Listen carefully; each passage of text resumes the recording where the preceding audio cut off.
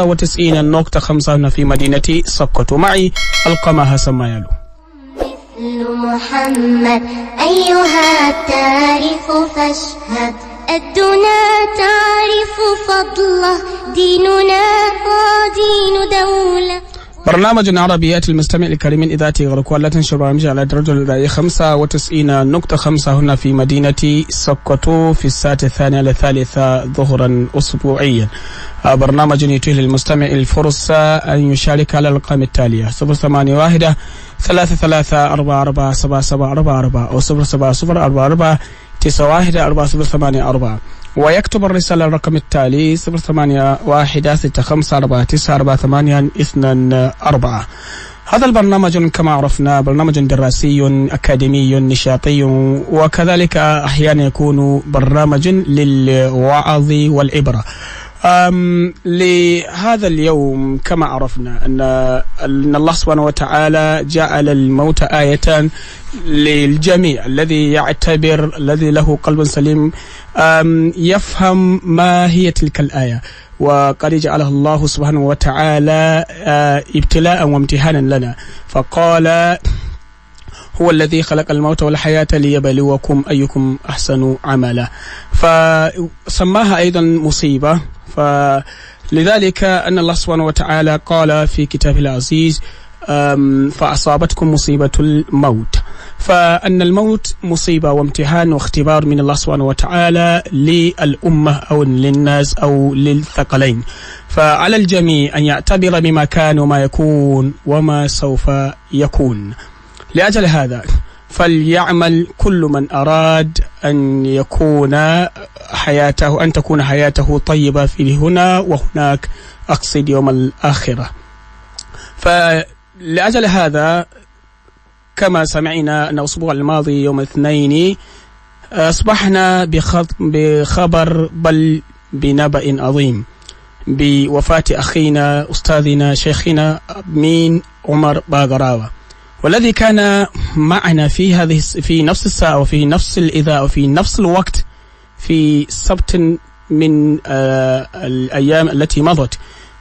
قمنا ببرنامج عربي وكذلك قمنا ببرنامج حوسوي معه هنا في هذه الساعة وفي هذه الإذاعة، وسبحان الله ووحده له البقاء، فتوفي يوم الاثنين صباحا هكذا شيخ. فلأجل هذا نريد أن نناقش بكونه أحد مساء. أيوة أحد مساء. طيب، فلأجل هذا نريد أن نشارككم في هذه العبرة وفي هذه العظة ما الذي نعتبر فيما كان وفيما سيكون وما أيضا يكون الآن، ولماذا أيضا جعلنا هذا موضوعا للنقاش اليوم، لأنه كان شابا قوي الشكيمة في دراسة القرآن الكريم، كان يحب أن يدرس ويحب أن يدرس في كل مكان. تسأله من أين أتى؟ يقول من المدرسة. إلى أين؟ إلى المدرسة. كل يوم مشغول لخدمة لكتاب الله العزيز. لذلك نريد الآن أن نعرف ماذا جرى في حياته العلمية وكذلك بقية الحياة إلى أن توفاه الله سبحانه وتعالى. لنناقش على هذه الأمور لابد بأن ننادي واحدا من أهل بيته من أقربائه، فنادينا شقيقه المعروف عبد الرحمن عمر باغراوة. أهلا وسهلا بك يا شيخ. أهلا وسهلا بك يا أستاذ. أيوة، ولنعرف حياته العلمية الخارجية، لأننا عرفنا الداخلية والتي عاش معنا رحمه الله تعالى. فنادينا أخاه شيخ حسن دنقادي. شيخ الرمى أهلا وسهلا بك. طيب، لأن إذا قلنا على رمى الناس يعرفون.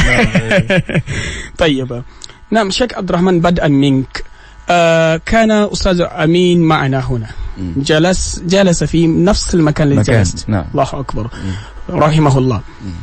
قمنا ببرنامج عربي، والذي أعجبني هو شيخ أقول على الإطلاق أنا لم أرى شابا في مدينتنا مثله في مثل سنه وهبه الله بأمرين، عربي والقرآن. فالصعب تجد طالب العربية ماهرا في العربية يكون ماهرا في القرآن الكريم، صعب جدا. وكذلك الصعب جدا تجد طالب القرآن ماهرا فيه وماهرا في العربية، ولكنه سبحانه وتعالى وهب له هذين الأمرين. فكيف أو ماذا تقول في حياته قبل أن يذهب إلى مدينة؟ كيف كان وكيف عاش؟ نعم. بسم الله، الحمد لله، والصلاة والسلام على رسول الله وعلى آله وصحبه ومن والاه، وبعد. السلام عليكم ورحمة الله. وعليكم السلام. أحييك يا أستاذ علقمة والأستاذ القارئ حسن النقاطي، وأحيي المستمعين لكي نعرف الإنسان لابد أن نمر باسمه ونسبه وولادة وما إليها. هذا اللي يعني النمط المتعارف عند الناس. أولا هو اسمه أمين. نعم. ولكن أصل الاسم هو محمد الأمين كما تعرف. محمد الأمين. نعم. ابن الإمام الخطيب المعروف عمر محمد بغراوة. نعم. وينتهي نسبه إلى بلكو. وبلكو هذا هو الذي عاصر الشيخ عثمان الفودوي، وقد ساعده في الأمور الجهادية ما شاء الله. نعم. وأمه هي مريم، وهي على قيد الحياة، وتلقب ببلاربة بنت محمد نين الليلة. طيب. بني محمد بومو. وهو من قبيلة التوربي. تورنكوا كما يقال. من سيفا. وجده بلكو الذي ذكرت كان من قبيلة السلبي. نعم. السلبة كما يقال. نعم. وهي أيضا بطن من بطون قبيلة الفلان. أو فلاتة كما يقال. الفلاتية كما يقال. هذا ما يتعلق بنسبه. وقد ولد في 13 من إبريل سنة 992 بعد 1000. الله أكبر. 1992. الله أكبر. نعم. مضى الآن كم من السنوات؟ 28. مضى.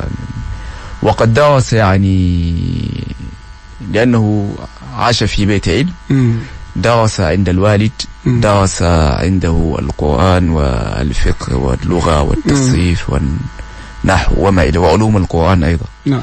وقد درس عندي أيضا. درس عندي العروض والتصريف وما إليه. نعم. وحول الدراسات النظامية أو العصرية الأكاديمية كما يقال، درس في أحمد دنبابة نظامية إسلامية موديل برايمري سكول. نعم. الابتدائية يعني من سنة 996 بعد 1000 إلى سنة 2001. ثم انتقل إلى الابتدائية أيضا إلى يحيى عبد الكريم موديل برايمري سكول من سنة 2000 بعد 1 إلى سنة 2003. ثم انتقل إلى ابتدائية أخرى أيضا، وهي معهد السلطان مشطو للقرآن والدراسات العامة. يعني 3 ابتدائيات. نعم. هذه الانتقالات يعني هكذا حصلت له. وهي كانت تسمى في ذلك الوقت معهد الطاهي بافراوة للقرآن والدراسات العامة في ذلك الوقت. نعم. ثم لما تخرج من الابتدائية ثم إلى الثانوية في نفس المدرسة في نفس المعهد إلى سنة أو نقول من سنة 2000 بعد 5 إلى 2000 بعد 7 أو 2007 أقول. ثم انتقل إلى الثانوية الأخرى أيضا إلى خليل فودي إسلاميك أكاديمي. من هنا وهي يعني مدرسة تهتم بالعلوم. ساينسز كما يعرف. من سنة 2007 إلى سنة 2011. ثم منها إلى وكان يعني في كل هذه المراحل الدراسية كان يعني ممتازا في دراسته ما شاء الله. ويحتل المركز الأول في كل يعني الدراسات كما هو معروف. ثم انتقل إلى سكول اوف ماتريكوليشن هنا في عثمان بن فودوي، جامعة عثمان بن فودوي، وكان الأمير لMSS. أيوة. هذا. ثم كان في نفس الوقت يدرس أو يدرس، أقول لا يدرس، يدرس في جيدو كمبيوتر انستيتوت، حيث أخذ الدبلوم. ثم من هناك وجد القبول في الجامعة الإسلامية بالمدينة المنورة، حيث ذهب ومعه صديقه هذا الأستاذ القارئ، حيث أخذ الليسانس في السعودية هناك. وكان يعني حتى في تلك المرحلة كان يحتل المركز الأول، واستطاع أن يتخرج بامتياز فيس كلاس هذا. وفي نفس المكوثي في السعودية وفي المسجد النبوي الشريف كان يأخذ القراءات عند عالم من علماء الأمة، العلامة جمال بن عبد الله ابن الدردي المصري، وهو يعني من قراء هذا الجيل، وهو رجل يعني معروف وإن كان متشددا جدا. متشددا كما يقال. هذا ما وله يعني من الشهادات الإضافية. أيوة. هذه يعني من الشهادات الإضافية أكثر من 15 من الشهادات الإضافية. وحتى أنه بدأ في هذه الجامعة، ماذا تسمى؟ هذه ناون اوكي. ناون ماذا تسمى؟ هذه ناشونال اونلاين يونيفرسيتي، ناشونال اونلاين يونيفرسيتي اوف نيجيريا. يوا بدأ ماجستير إذا لا ليسانس أخوة. أيوة. في ICT يعني. نعم. أيوة. لأن ما هو دبلومة فيريد أن يواصل. طيب. ICT. نعم. رحمه الله. طيب إذن شيخ، هناك أسئلة تحت ما ذكرت الآن. هذه الانتقالات في مدارسه الابتدائيات التي يعني ينتقل من هنا إلى هناك، هل أنه يعيد نفس المرحلة أم فقط قبل أن يتخرج من هنا ينتقل إلى هكذا؟ يستمر. استمرار. نعم. أيوة. استمرار. طيب هل كان يعود في الإجازة لما كان في المدينة تتخرج أم فقط منذ أن ذهب لم يعود؟ يعودون يعني كل يعني سنة. في كل سنة. نعم. كانوا يعودون. ثم طيب. عودة إلى الشيخ حسن دنقادي المعروف بألارما دنقادي، أكرمك الله، أنتم عشتم مع الشيخ أمين رحمه الله في المدينة النبوية، وأيضا نحن عرفناه معكم وعشتم معنا، هكذا الرحم لم يقاطع إلى الآن إلا بعد أن توسط الموت رحمه الله. شيخ، ما الذي تقول في حياتكم العلمية هناك في المدينة؟ بسم الله الرحمن الرحيم، والصلاة والسلام على رسول الله وعلى آله وصحبه ومن والاه. أما بعد، السلام عليكم ورحمة الله وبركاته. وعليكم السلام ورحمة الله وبركاته. أولا أعزي شعب السوكوتو وشعب نيجيريا بهذا الأمر الذي حصل، وسلمنا بقدر الله.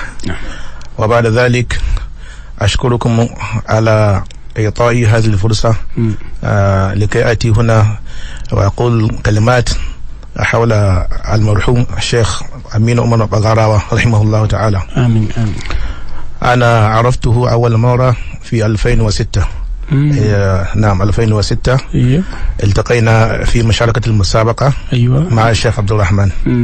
الشيخ عبد الرحمن والشيخ أمين وأنا التقينا في ذلك الوقت وشاركنا في المسابقة في بودنغا إن شاء الله. فأنا ظننت أنه يسكن في بغراوة. أيوة. فعندما رجعنا ركبنا سيارة نفس السيارة ووصلنا إلى قريب سلطان ماتشيدو، ثم نزل هناك. أيوة. وأنا أيضا نزلت. أيوة. فقلت أين بيتكم؟ فقالوا نحن نعيش هنا إن شاء الله في المدرسة. أيوة. فما زلت لا أنسى هذا أبدا. الله أكبر. منذ ذلك الوقت أصبح صديقي وقريب لي. عشنا، أنا أزوره أحيانا وهو يزورني ونتشاور في بعض الأمور. ومهما في ذلك الوقت أنا كنت في الجامعة. نعم. وهو في الثانوية. أيوة. لكن مع ذلك إن شاء الله كأننا توأمان يعني. نعم. فهكذا حتى حان وقت الدورة هذا. فأنا لا أنسى، وهو الذي شجعني لكي أشارك في الدورة. أنا في أول مرة قلت لا أشارك في الدورة. لماذا؟ لأن أنا في السنة الأخيرة في الجامعة دنفوجو. أيوة. فلا لا أظن أنني أستطيع أن أذهب وتترك جامعتك وأترك الجامعة هذه وكذا كذا. أيوة. وأنا لا أعرف شيئا في العربية، كيف أذهب وأجلس أمام العرب؟ فقال أنت معك القرآن تستطيع إن شاء الله. نعم. فذهبنا هناك وشاركنا. والحمد لله هو أصبح فائز الأول في الدورة. في الدورة. نعم. وأنا ما حصلت على الممتاز وما حصلت على الجيد جدا. بعيدة. لكن قدر الله لي القبول. الله أكبر. بطريقة المقابلة. أيوة. لأجل حفظي للقرآن. الحمد لله الحمد لله. فقابلنا. نعم. أنا لا أعرف شيئا، إن شاء الله سأقول لكم هذا الأمر الذي حصل بيني وبينه ومعلمي. أيوة. الشيخ معلمي. نعم. في ذلك الوقت بعد المقابلة قالوا لنا اذهبوا إلى النيت وأرسلوا أوراقكم إلى المدينة وتدعوا الله بعد ذلك. فنحن ذهبنا إلى نيت، لكن هناك مشكلة كبيرة في الإنترنت هذا. أيوة. معروف. الشبكة ضعيفة. أيوة. نعم. معروفة. الشبكة ضعيفة. منذ الصباح أظن الساعة 7 إلى الساعة 8 كنا نتجاوز من هنا إلى هناك في سوكوتو إلى أذان المغرب. الله أكبر. إلى أذان المغرب. اللي صرف فقط. نعم. والله ما وافقنا في ذلك الوقت. إنا لله. الشبكة في كل مكان ضعيفة. فاليوم التالي منذ الصباح أنا ذهبت وحدي إلى شارع غنمة هذا. نعم. قريب مقابل العدد. أيوة. عدد هذا. نعم. فذهبت هناك فوافقت. الحمد لله. وجدت شبكة ما شاء الله. أيوة. جيدة. أيوة. قوية. فأرسلت أوراقي كلها بالنجاح. بعد ذلك اتصلت به وقلت والله أنا أرسلت أوراقي. قال والله؟ قلت والله. فجاء إلي مسرعا. وكذلك اتصلت بمعلمي. فكلاهما جاء وحاولت، والحمد لله بالتوفيق أرسلت أوراق أمين. نعم. بالنجاح. لكن عندما وصلنا إلى أوراق المعلمي. أيوة.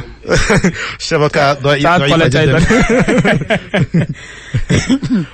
فحاولنا مكثنا هناك تقريبا 3 ساعات ثم أرسلنا حتى كاد أن يبكي شيخ معلمي.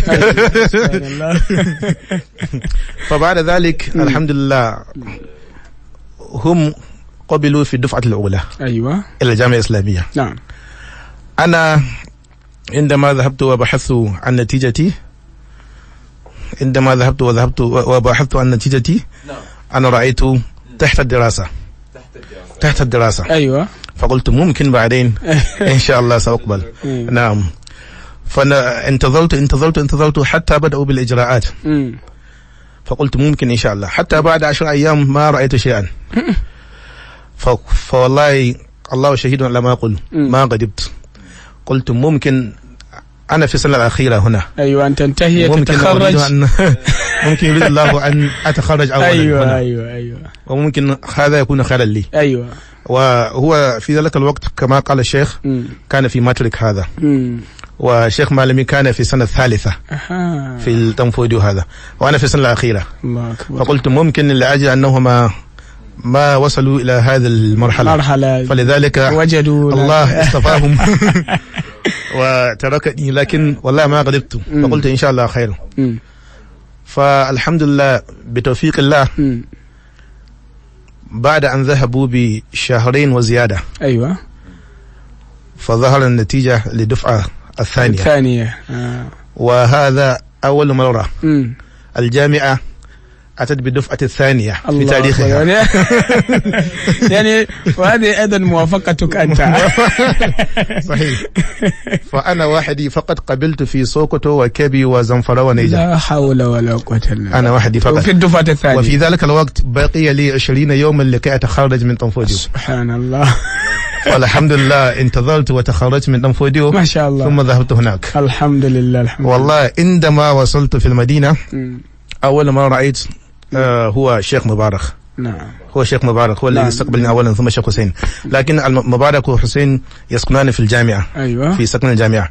وأنا أسكن وشيخ أمين ومالمي وعبد الله الثالث وأحمد لكوة في خارج الجامعة. الله. جمعية البير. أيوة. حي شارع أبي ذر الغفاري. نعم. هناك بناء عالية تسمى جمعية البير. نعم. بعد ذهبت إلى الجامعة. وصلت إلى الجامعة بعد العشاء ليلا. فالشيخ مبارك وحسين جاء بالسيارة وركبنا السيارة وذهبنا إلى جمعية البير. نعم. عندما دخلت أول ما رأيته هو الشيخ أمين. الله أكبر. والله فرح جدا جدا جدا. واستقبلني استقبالا كاملا. الله أكبر. لا نقصان فيه. الله أكبر. والله شيخ حسن مرحبا بك كذا كذا وكذا. أنا لا أنسى هذا اليوم. الله أكبر. فبعد أن ذهبت ووضعت حقيبتي قال حمل بيدي فقال نذهب ونأكل. أنا ذهبت أنا وهو فقط إلى المطعم واشترينا الطعام في فلوسه لأن معي فلوس نيجيريا. أيوة أيوة نعم. واشترينا الطعام وأكلنا هناك حتى جاء بفلفل هذا النيجيري حتى يكون الطعام لذيذ جدا. أيوة لأن هناك ما عندهم ماجي وما عندهم هذا الملح. ثم اشترى لي دجاجة كبيرة ما شاء الله. نعم. فقلت كل هذا لي شيخ أمين؟ قال حتى القطة تأكل دجاجة في السعودية. فهكذا والله قبل أن أنتهي بالإجراءات في الجامعة ساعدني ماليا الله أكبر. بالشاورة وكذا بالمشاورة وكذا بالكلمات الطيبة. وبعد ذلك في توفيق الله أنا أيضا وجدت السكن في نفس السكن. أيوة. جمعية البير. لكن أنا في الدور الخامس هو ومالمي والبقية في الدور الثاني. أيوة. لكن مع ذلك كل يوم أزورهم. الله أكبر. نعيش ونتحدث وأكثر حديثنا ندعو الله نريد أن يأتي الشيخ منير إلى السعودية. الله أكبر. لأنه هو فقط الآن بقي. فحتى بعض الطلاب الذين جاءوا من ولايات أخرى بدأوا يسألوننا من هو الشيخ منير هذا؟ دائما تحدثنا عنه. قلنا هو مشوش لكن سيأتي إن شاء الله. فبتوفيق الله أيضا الشيخ منير قبله. فالحمد لله أنا بدأت في المعهد تعليم اللغة لأن عربيتي ضعيفة جدا. أيوة. الحمد لله حفظت القرآن لكن لا أستطيع أن أتحدث بالعربية. إذا تحدثت بالعربية أسمع وأفهم. أيوة. لكن أتحدث معك لا أستطيع. مشكلة. حتى عندما دخلت غرفتي أول مرة هناك واحد من بوركينا فاسو اسمه حسن وواحد من جزر القمر اسمه عز الدين. أيوة. وكذلك هناك واحد من جزر القمر أيضا اسمه نسيت اسمه لأنه تخرج قبلنا.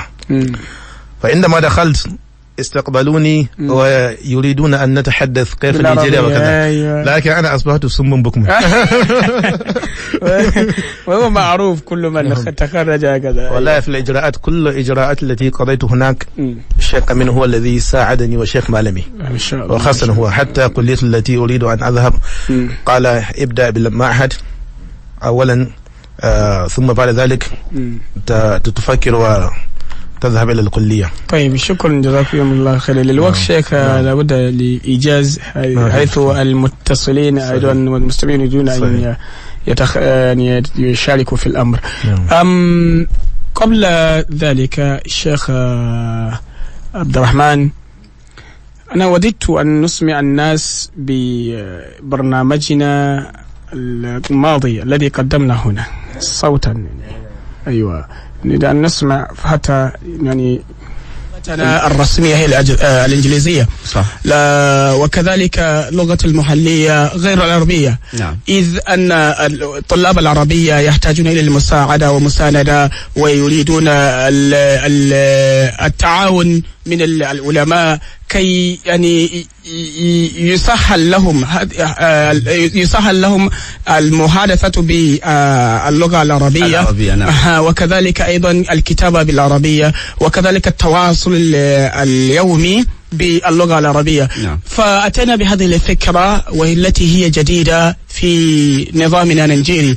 أنا لا أقول هي ولاية سقوط أول ولاية بدأت بهذه القضية، لكن أقول ما عرفناه في هذا العصر من سنة 2000 إلى هذا اليوم. أقول إن ولاية سقوط هي الوحيدة بنظام راعي مثل هذا. يا سلام. نعم. وكذلك حتى بعض الإخوة يعني خريج جامعة أم القرى نعم كانوا يتصلون علينا ويسألون عن هذه البرامج ويكتبون البحث نعم. على هذا البرنامج العربي الذي نبثه من هنا.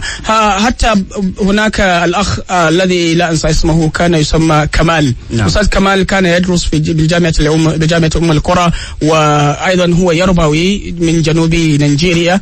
كان يحاول ويسأل عن هذا البرنامج، حتى قال انه الان يكتب البحث على هذا البرنامج، وكنت ارسل اليه بعض العناوين والنقاش التي نشرناها من هذه الاذاعه. الان انتم كاهل الفن وكذلك ايضا خريج جامعه الاسلاميه كليه القران الكريم، وكذلك الذين تتلمذوا على ايدي المشايخ، وكذلك ايضا الذين درسوا على العرب الذين يسمون بالعرب والذين يسمون بالعلماء بمعنى الكلمة. ما الذي تقول لطالب العربي في نيجيريا الذي لم يحصل على القبول في خارج نيجيريا، وكذلك قد لم يرى عربيا قط في حياتي لكنه يريد العربية ويشتاق إليها، وكذلك يعني يريد أن يتعلم منها شيئا، ماذا تقول له مقترحا أو تشاور هكذا؟ طيب الشيخ علقمة، أقول أولا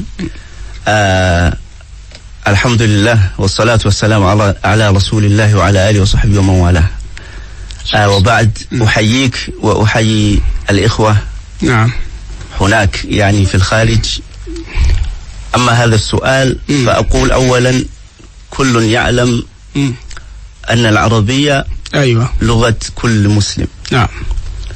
لغة كتابنا القرآن الكريم. أيوة. وهي لغة نبينا محمد صلى الله عليه وسلم. وهي اللغة التي سنتكلم بها. كل من مات مباشرة يصير عربيا. يعني طوعا أو كرها. طوعا أو كرها يعني في البرزخ. أيوة. إنما يسأل بالعربية. نعم. وفي الجنة وفي النار. نعم. حتى في النار. يا شيخ. لا حول ولا قوة إلا بالله. ونادوا يا مالك ليقضي علينا ربك. نعم. قال إنكم ماكثون بالعربية. فهذا الشيء لا يخفى على أحد. فالإنسان المسلم لابد وإن لم يذهب إلى أي بلد عربي لابد وأن يتعلم هذه اللغة. نعم. لأنها لغة دين. نعم. إنها لغة دين. فكل مسلم لابد أن يتعلمها. وليس شرطا أن تسافر أو تذهب إلى أي بلد عربي أيوة حتى تتعلم هذه اللغة. لا، هنا في بلدك هنا هذه البلدة الطيبة هنا في سوكوتو هناك علماء أقحاح.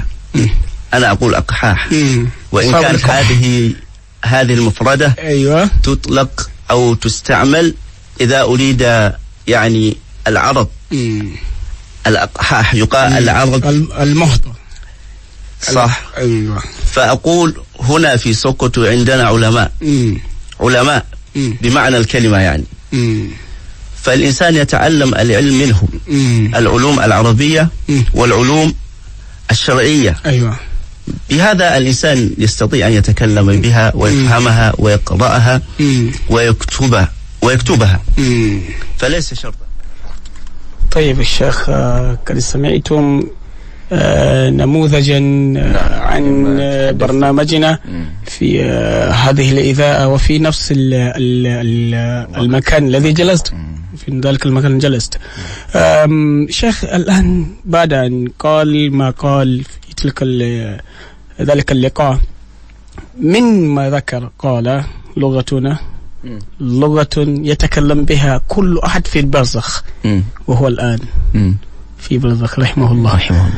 وذكر مما ذكر كثيرا، نصح طلاب العربية وطلاب العلم أن يتعلموا القرآن واللغة في ذلك الوقت. هذا ما نصح، حتى أن وصلنا بتلك الدورة التي أقام بها، لأن كما عرفت سبب اللقاء هو تلك الدورة هكذا. أيوة، التي أقاموا في مسجد بلغوية هكذا. أيوة، تلك مصعب بن عمير في تلك القاعة. أيوة، هناك أقاموا الدورة وحضرت الدورة مرة. نعم.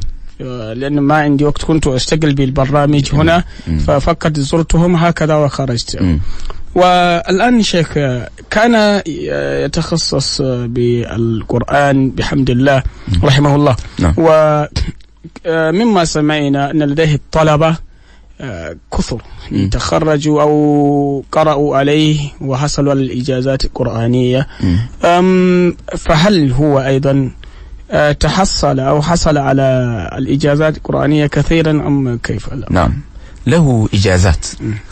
أول إجازة حصل عليها هي من الدكتور المقرئ الكبير، الدكتور ثاني عبد الله جوس. الله أكبر. نعم، حصل على هذه الإجازة لما أتم رواية حفص عند الشيخ، وذلك قبل أن يجري القبول إلى الجامعة الإسلامية.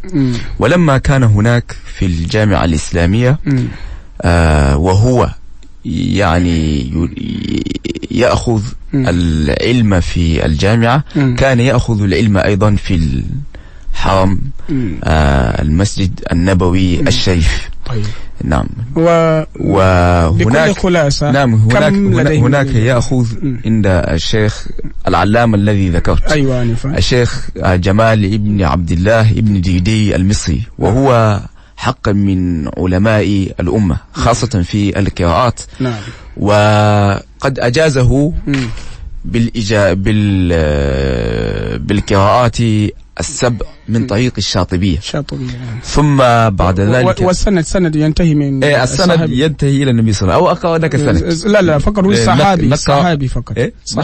الصحابي. أيوة. ينتهي إلى، لم يذكر الصحابي هنا، قال وهو عن فلان عن فلان عن فلان، وهو عن الإمام أبي القاسم الشاطبي.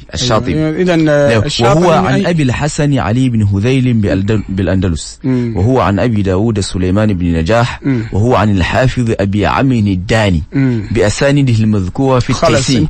بأسانيده المذكورة في كتاب التيسير. لأن الشاطبي إنما نظم التيسير وبنسيه التيسير ومتختصاره، وهو عن الله الجبريل. طيب. ثم أجازه بالقراءات الثلاث من طريق الدور المتممة للقراءات العشر من طريقي الشاطبية والدور. هو نفس الشيخ. نعم. ولكن بعد هذه الإجازة يذهب الإنسان إذا كان يعني متمكنا وهو واثق بنفسه. أيوة. يذهب إلى لجنة. هناك لجنة في المسجد النبوي. هو هذه اللجنة تعني عبارة عن لجنة لعلماء القراءات في جميع الدول الإسلامية. طيب.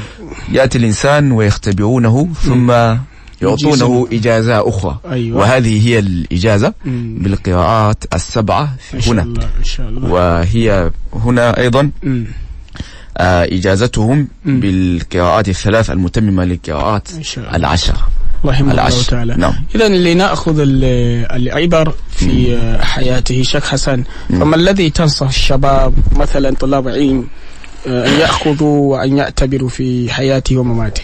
نعم. قبل أن أجيب عن سؤالك هناك شيء أريد أن أضيف. نعم بكل تفصيل. نعم. في إجابة كما قال الشيخ. في اليوم اتصلت بواحد الذي شاركه في الإجازة في الأخذ الإجازة عند الشيخ دكتور جمال، فأخبرني بشيء جيد. قال عندما أخبر الشيخ جمال بوفاة الشيخ أمين قال والله ما رأيت أحدا أو ما قرأ علي أحد اجتهد أو مجتهد مثل الشيخ أمين، لأنه قرأ جمع القراءات الثلاثة من الفاتحة إلى الناس في 3 أسابيع. الله أكبر. 3 أسابيع. لا حول ولا قوة. اليوم أخبرت بذلك. الله أكبر. الحمد لله. رحمه الله تعالى. والله هناك دروس كثيرة في حياتي، لكن باختصار الثبات على الأخذ بالقرآن. نعم. أهل القرآن أوصيكم ونفسي بالثبات. الثبات. احفظوه وقرأوه واعملوا به. والله إذا فعلتم ذلك ستنجحون وفي الدنيا والآخرة إن شاء الله. وثانيا أنا الآن تأكدت أن لا أحد يعرف السر بين العبد وربه. نعم. لأنه توفي وفاة شهيدا أقول يعني. فالله سبحانه وتعالى لا يعطيك الشهادة إلا أنه يحبك. فهناك سر بين الشيخ أمين وربه، فنحن الآن عرفنا. نسأل الله أن يغفر له. آمين. نعم شيخ عبد الرحمن، بكل خلاصة أعطينا عبارتين أو جملتين للعبارة. جملتين أو حتى كلمتين. أيوة أمكن. نعم. مما يمكن أن نعتبر ونأخذ درسا من حياته. ذكر أخي الثبات وأذكر الهمة. فيما ذكر. ومما قال لي لم إنما بدأ يعني بأخذ القراءات عن ذلك الشيخ بالمسجد النبوي الشريف لما كان في السنة الثانية. قال له الشيخ جمال، قال لما انتهى بالقراءات 10 المتواترة دعا له إجابات قال لي لا أنساها. قال إجابات لا أنسى بدعوات لا أنساها.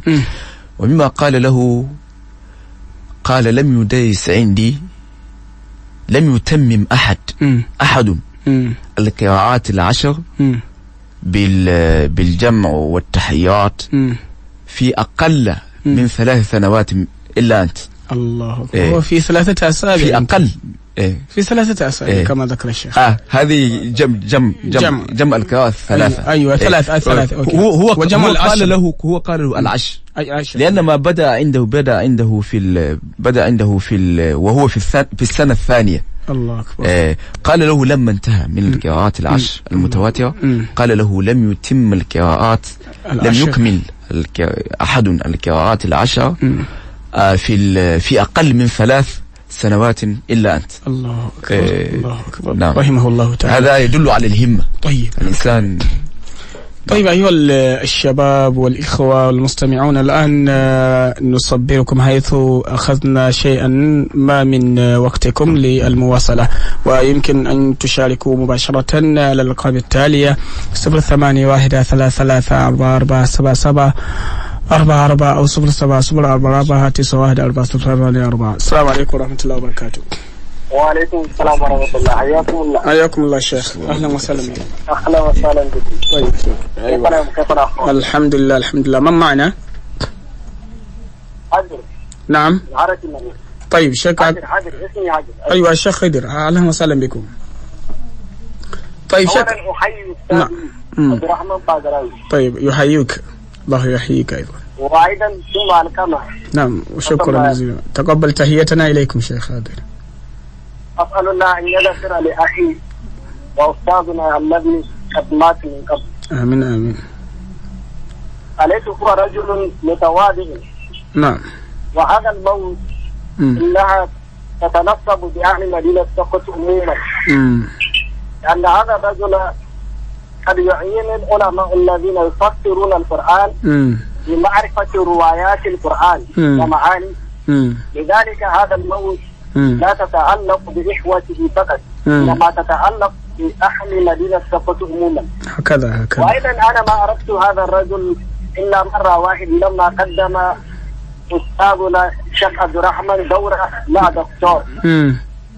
في تلك الوقت حضر ذاك الرجل فرأيت الناس يكرمونه يعني يحترمونه. أيوة. فسألت عنه ثم حضروني حول تلك الشيخ. من تلك الوقت عرفت أنه رجل متواضع، لأني رأيته لما دخل إن الناس يحترمونه، ولكن جلس وراء الناس، وأخيه عبد الرحمن يأمره على أن يقدم ويجلس في المكان المحترم وهو يحضر. لذلك عرفت أنه رجل متواضع كريم يحترم الناس كما كانوا يحترمونه. لذلك أسأل الله أن يغفر له وسائر الإخوة. آمين. شكرا لكم وبارك الله. شكرا جزيلا. أيوة شكرا جزيلا. طيب، وأيضا ذكر أستاذنا الآن الشيخ حاضر أن الشيخ أمين عمر باقرة كان متواضعا وكذلك. السلام عليكم. السلام عليكم ورحمة الله. السلام عليكم ورحمة الله تعالى وبركاته يا الكما. وعليكم السلام ورحمة الله وبركاته. الحاج دم غوني أهلا وسهلا بك. إني سمع أمر. نعم. وأجيبا. نعم الحاج دم غوني. ما هو ما مات؟ إنه ذلك الأخ الذي جاء هنا لدورة التي تقام في مسجد مصعب بن عمير، حتى اتصلت وذكرت أنك لا تسأل لأنك شيخ، قلت الشباب تنصح الشباب ليذهبوا إلى تلك الدورة. ما شاء الله وانت بي اللهم اغفر له وارحمه. آمين آمين على الجمع. اللهم اغفر له وارحمه. آمين على الجمع. اللهم اغفر له وارحمه. آمين آمين آمين. هذا هي آية أخرى. نعم. من آية وإن يجزك وعزو لك وأذيني. أيوة. والآخر هي الموت. نعم. وآخر هو القرآن. جزاكم الله خيرا يا الكما. وإياكم الأجر مغوني. شكرا جزيلا. ما شاء الله جزاكم الله خيرا. إلى لقاء إن شاء الله إن شاء الله جدا مغوني نلتقي إن شاء الله. كما ذكر لجد مغوني أن القرآن والموت وأيضاني. طيب الكثر أو الناس كثير الآن يقولون من هو الآن تعرفونه عن اتصالات الناس. السلام عليكم. وعليكم السلام ورحمة الله وبركاته. أهلا وسهلا بالمتصل. من معنا؟ حياكم الله. وأجيبكم مرتضى أبو بكر. حيا الله الشيخ مرتضى الأديب البلاغي العربي. أبلغ تعزيتي إليكم جميعا. شكرا رحمه الله الشيخ. الزميلين اللذين تشمرا عن ساق الجد. آمين آمين. شكرا. في إصدار أخونا وزميلنا الأمين ورحمه الله. آمين آمين. أقول الخسارة كل الخسارة، لكن غاية رجائنا أو غاية رجائنا أنه التحق برفيق الأعلى وغفر الله له جميع خطاياه. آمين آمين. ويزيد في إحسانه. آمين آمين. ولا يزال ذكره محمودا. وجزاه الله فيما حمل من الثقل. آمين. والصبر في تعليم الناس. آمين آمين. ويجزيه الله سبحانه وتعالى في تعلمه وتعليمه. آمين آمين. جزا الله عنا وعنه. آمين. شيخ مرتضى. ويوفقه رحمة ونورا. آمين شيخ مرتضى. شكرا. جزاكم الله خير جزائي. وإياكم وإياكم. لأن الخسارة كل الخسارة للبلد والمدينة والنيجيريا قاطبة. آمين. رحمه الله وغفر الله له وغفر الله لنا جميعا. آمين آمين شيخ. السلام عليكم. وعليكم السلام ورحمة الله وبركاته. مرتضى شكرا جزيلا بهذا. كان مرتضى من كبار الذين يحضرون هذه الإذاعة. السلام عليكم. السلام عليكم ورحمة الله. وعليكم السلام ورحمة الله وبركاته. من معنا؟ القمع. نعم، من أنتم؟ محمد أول كيتا. أيوة الشيخ محمد، أهلا وسهلا بك. نعم. الآن أسمع من دم بني الموت إخواننا من المسلمين. نعم، من هو؟ كان شابا قارئا ومقرئا للقرآن الكريم، حافظا لكتابه، خادما للكتاب العزيز، وحضر هنا لأجل أنه حضر هنا وكان معنا في نشر العلم والخير، ذلك نحن نهتم بذلك حتى أن عقدنا برنامجا لأجله. أمين عمر باغراوة.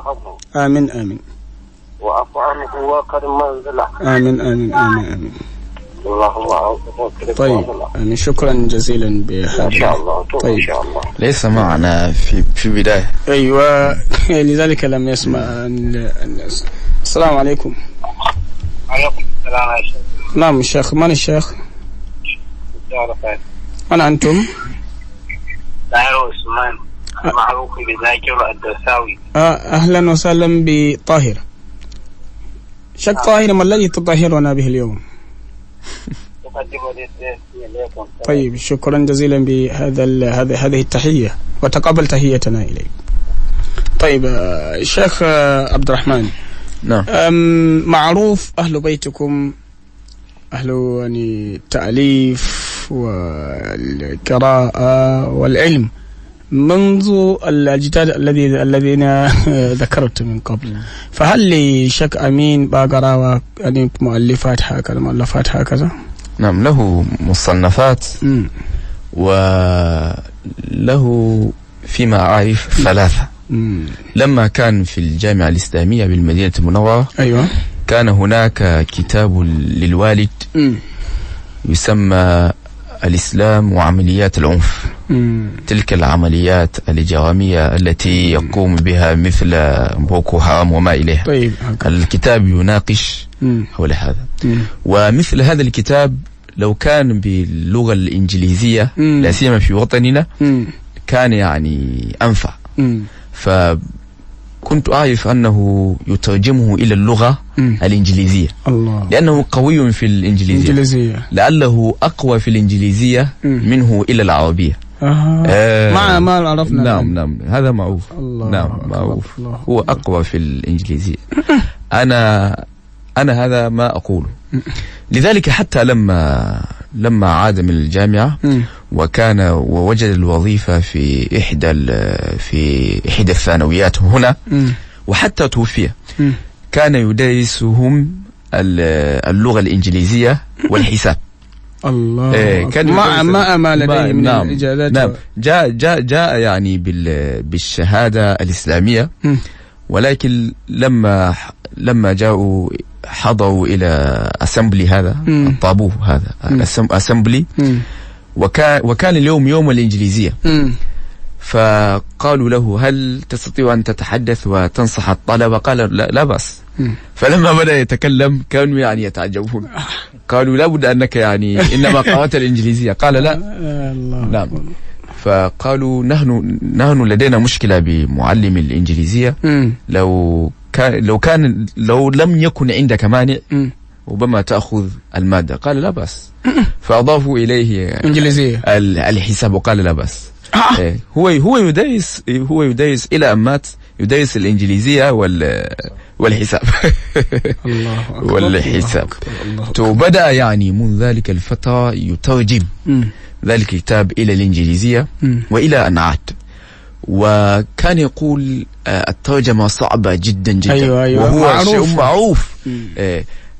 أن تؤلف كتابا هذا أسهل بكثير من أن يعني تترجم. لأن قواعد الترجمة يعني هذا تترجم هذا الكتاب. ولما عاد وألححت عليه جدا أن ينتهي ويؤلف يصنف.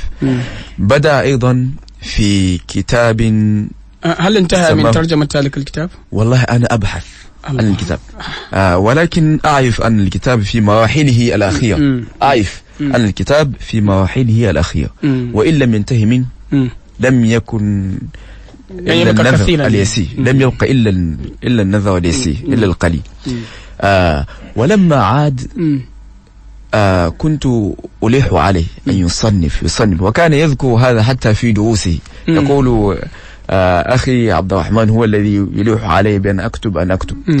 وبدأ له أن يؤلف في رواية ورش. الله أكبر. ولكن ليس من طريق الشاطبية، ولكن الذين تعرف أن الذين يؤلفون في رواية ورش يؤلفون من طريق الشاطبية، كما فعل المتولي والضباء وما إليهم في هداية المريد إلى رواية أبي سعيد وما إليه، كانت من طريق الشاطبية. كان يقول الشاطبي لما اختصر كتاب التيسير، أيوة، وقع منه بعض الاختيارات، اختار بعض الأشياء وترك بعض الأشياء، وهذه الأشياء التي تركها هي متواترة. أيوة. متواترة لا غبار عليها، فقال لا بد أن يؤتى بها. هو يريد أن يأتي بها. الله. لذلك لما أتى نظم كتابا، هو ينظم الكتاب على منوال الشاطبي، على بحره وقافيته ورويه، ولكن يخالفه كما قال.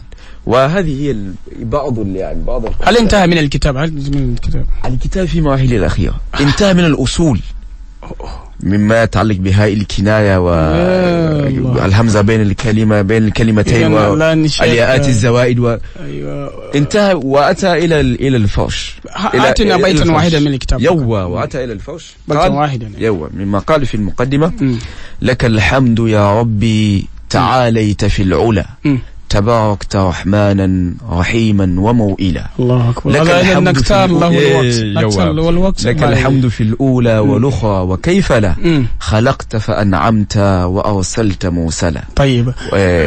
رحمه الله. شيخ حسان، بكل خلاصة في يعني جملة واحدة بل في كلمة، ماذا لديك لتنصح الناس وتودعنا؟ نعم، لكن قلت في كلمة واحدة. كلمة واحدة إن أمكن. هناك شيء أريد أن أخبر. طيب. عندما وصل الشيخ أمين إلى الجامعة الإسلامية، وصلوا إلى المطار وكانوا 9 في العدد. فجاءت الحافلة وركبوا حافلة.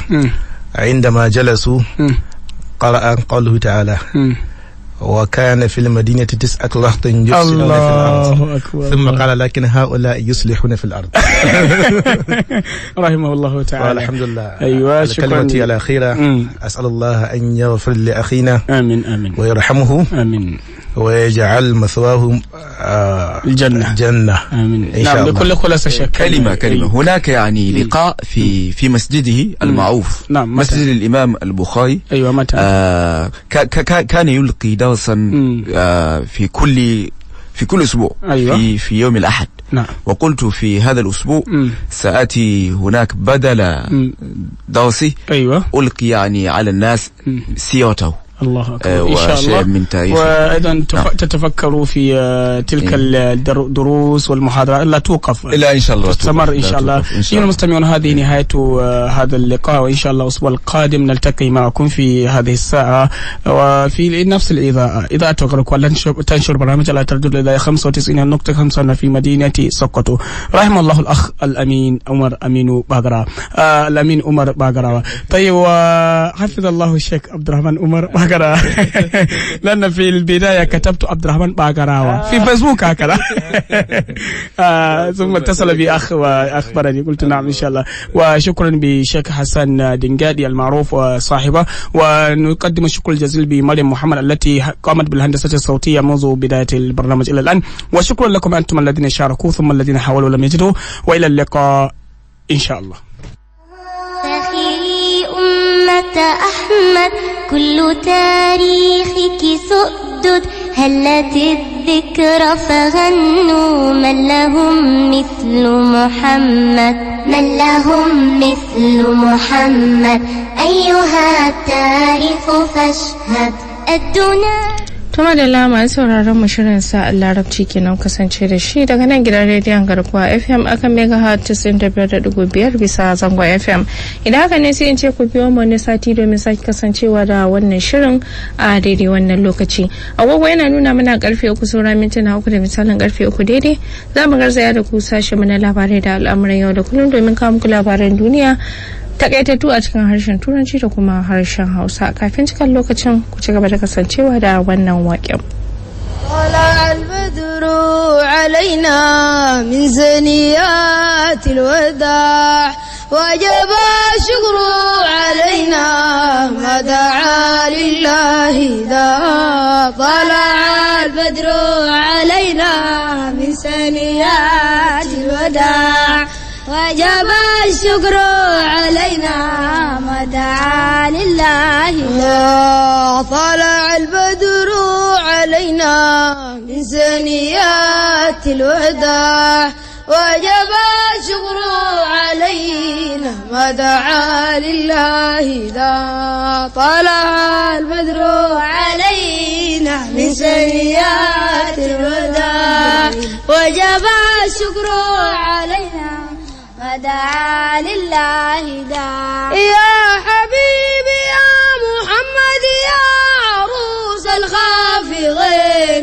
يا مؤيد يا ممجد يا إمام الغفلتين مرة وجهك يسعد يا كريم الوالدين حوضك الصافي المبرد وردنا يوم النشور. Wow! Educating, enlightening, inspiring while entertaining right here on Garkuwa FM 95.5.